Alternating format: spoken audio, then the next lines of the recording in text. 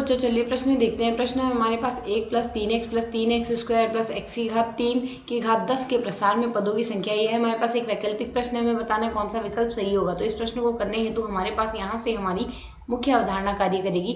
मुख्य अवधारणा यहाँ से हम लेंगे, यदि हमारे पास कोई भी फलन a + b की घात n के रूप में दिया गया है तो a + b की घात n में हमारे पास पदों की संख्या बराबर क्या आ जाएगी। a + b की घात n में पदों की संख्या बराबर हमारे पास क्या लिखी जा सकती है, यह आती है हमारे पास n + 1।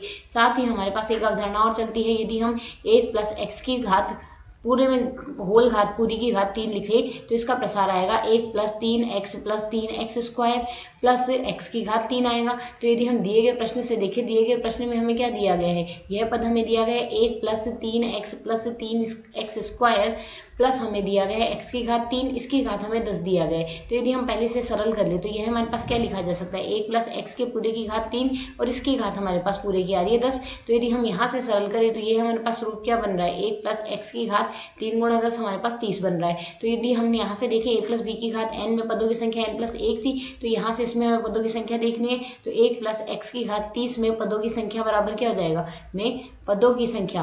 तो यदि हम इसमें पदों की संख्या लिखे तो यह बराबर हमारे पास क्या बनेगी, n + 1, अर्थात यह बनेगी हमारे पास 30 + 1, जिसे हम बराबर लिख सकते हैं 31। तो यहाँ से पदों की संख्या हमारे पास 31 आएगी। यदि विकल्पों से तुलना करें तो हमारा विकल्प ए सही हल है। आशा है समझ आया। धन्यवाद।